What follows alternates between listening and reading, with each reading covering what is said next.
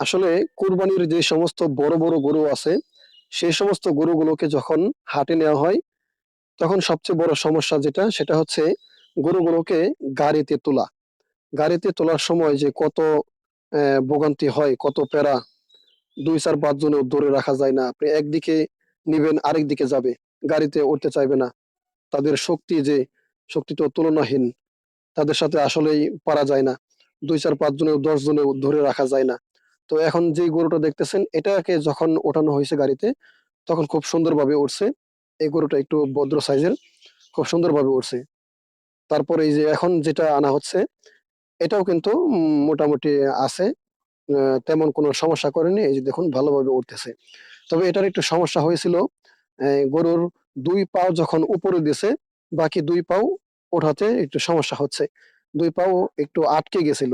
এই যে দেখুন আপনারা, এই যে ২ পাও উঠিয়ে দিছে। বাকি এই যে নিচের ২ পাও একটু সমস্যা হয়েছিল। ওই যে দেখুন ওই পাশে একটু আটকে গেছে এরকম মানে হচ্ছে।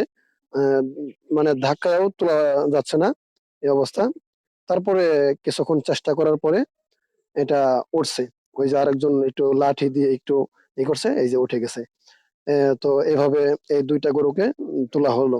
তো এই ২ টা গরু যেহেতু বড়, বড় ওই হিসাবে কিন্তু এ এত পরিশ্রম হয়নি এটাকে তুলতে। তো তারপরে এখানে দেখুন এই যে এটা কিন্তু ছোট গরু, ওই যে ছুটে গেছে। এটাকে যখন আনবে তখন ওই যে ছুটে গেছে। ছুটে যাওয়ার পরে আহ! এটার পেছনে যে ভোগান্তি হয়েছে, পরিশ্রম হয়েছে, ওই যে কোন দিক দিয়ে কোথায় যায়। যাই হোক সর্বোপরি সবশেষে এটাকে ধরে আনা হয়েছে। অনেক কষ্ট করে আনা হয়েছে। আনার পরে এই যে ৩ টা গরু একসাথে বান্ধা হয়েছে।